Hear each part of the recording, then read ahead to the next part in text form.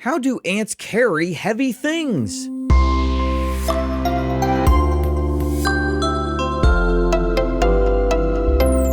Hi, welcome to Curious Kids Every Day.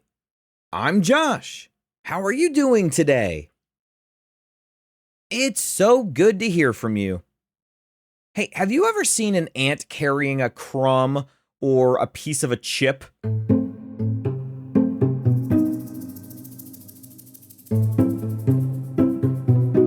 That little scrap of food looks pretty tiny to us humans, but compared to the size of an ant, well, it's actually pretty huge. If you think about being the size of an ant and then carrying something as big as what that ant is carrying, like a piece of a chip, can you imagine how big that chip looks if you're the size of an ant? How on earth does an ant carry something that big? How do ants do that? I was thinking about this today because I got a question from a kid in the Curious Kids Club named Charlie. Charlie wondered, I saw ants carrying a small stick and a moth, and I wondered, how do ants carry things? Ants really can carry things that are surprisingly heavy compared to how big they are. For example, some leafcutter ants have been observed carrying pieces of leaves that weigh several times as much as they do. In one study, some carried loads up to 8 times their own body weight. Do you know what that would be like as a kid? All right, well, let's say that you weigh about 60 pounds. That would be like if you picked something up that weighed nearly 500 pounds. That would be like if you were strong enough to pick up a motorcycle. What?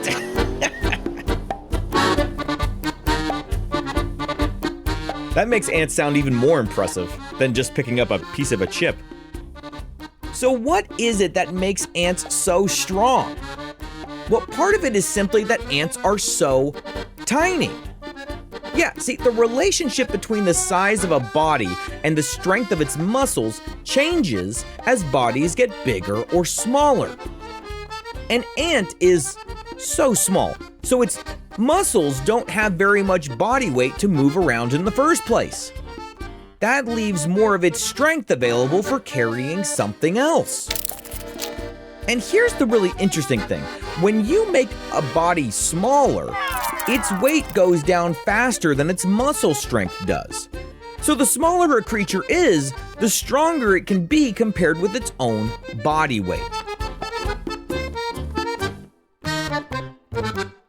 If you somehow made an ant as big as a person, its strength wouldn't simply increase in the same way. You wouldn't have an ant that was the size of you carrying a motorcycle. That's not how it would work. The ant would become much heavier compared with the strength of its muscles. Ants are such impressive weightlifters because they are so small. And the other thing is that their bodies are built to handle those forces. See, ants have a hard outer covering called an exoskeleton. Can you say exoskeleton? That means that their skeleton is on the outside of their body. And their muscles attach to the inside of the exoskeleton. That gives the muscles something firm to pull against when the ant walks or carries a load. Helps make them strong. Okay, so now think about what happens when an ant picks up a crumb. The ant usually grabs the object with its mandibles. Do you know what the ant's mandibles are? Those are the 2 jaw-like parts at the front of its head. It kind of almost looks like a funnily shaped 2-piece mouth. Those mandibles are really tough and strong, but it's not just the head. It's also the neck that makes the ant so strong. Ant neck joints are remarkably strong. Researchers have found that the neck joint could withstand forces far greater than anything the ant would normally carry. The ant's 6 legs also have to keep it from slipping while it carries something. And that's why the ant feet have claws. And some ants also have tiny gripping pads that help them hold onto surfaces. Think about trying to hold something heavy while you're wearing slippery shoes and it's raining outside. Is that easier or harder than when you're wearing shoes with nice grip? Yeah, it's much harder. Having shoes with grip just gives you a lot more strength because you can be secure in the fact you're not going to fall.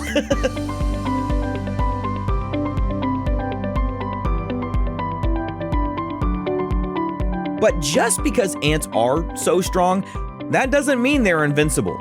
Studies of leafcutter ants show that they generally slow down as their load gets heavier. Let's imagine that you're holding a really heavy object again. Are you walking faster or slower while you're holding that heavy thing? Yeah, you're moving slower. It works the same way for ants. So the next time you see an ant walking away with a crumb that seems ridiculously big given how small the ant is, now you know what's really going on. That ant is using its muscles and a strong exoskeleton and powerful jaws and gripping feet to move something that could weigh several times as much as the ant that's carrying it. Being tiny can make you a surprisingly impressive weightlifter.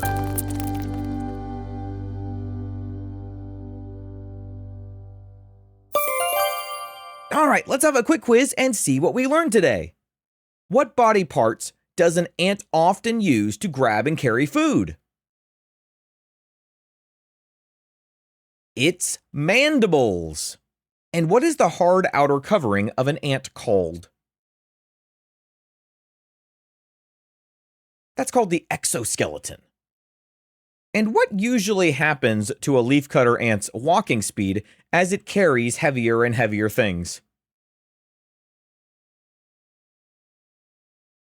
Yep, it slows down.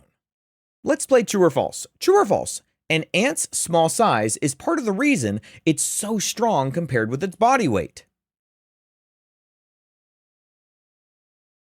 That is true. True or false? An ant has 8 legs. Nope, that's false. Do you remember how many legs an ant has? It has 6 legs. Would you rather be the size of an ant or the size of a giant?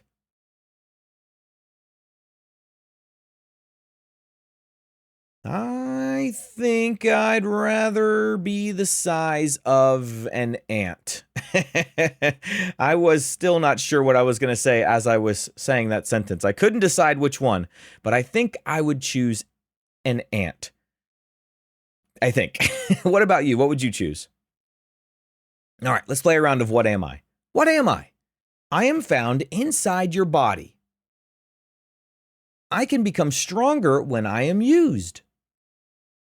And I pull on parts of your body to help you move. What am I? I am a muscle. Well, today we learned that ants can carry surprisingly heavy objects, partly because they are so small. Their muscles are strong compared with their body weight. Their exoskeleton gives those muscles firm support, and their mandibles and legs help them grip and move objects. So it's funny, we always see ants and we think, I can't believe how strong that thing is, given how tiny it is. But it's more like, ants are so strong, partially because they're so small. Pretty cool. What kind of question do you think we'll ask tomorrow on Curious Kids Every Day? I can't wait to find out. So until then, keep asking questions and stay curious, kids. And we've got some birthdays today. Leo from California is turning 4. Happy birthday, Leo. All these kids are turning 5 today. Penny from Michigan. Happy birthday, Penny.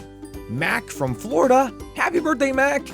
Vivian from Idaho. Happy birthday, Vivian. All these kids are turning 6 today. Rowan from California. Happy birthday, Rowan. Krishantha from Oregon. Happy birthday, Krishantha. Luna from California. Happy birthday, Luna. Bree from California. Happy birthday, Bree.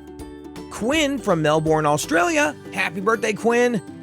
And Raphael Kalman from New York. Happy birthday, Raphael Kalman. These two kids are turning 7 today. Zeke from Texas. Happy birthday, Zeke. And Phoebe from Rhode Island. Happy birthday, Phoebe. And Logan Anthony from Utah is turning 11 today. Happy birthday, Logan Anthony. To all the grown-ups listening, if your curious kid wants their birthday mentioned on the show, please visit supportcuriouskids.com and join the Curious Kids Club. That's supportcuriouskids.com. See you tomorrow.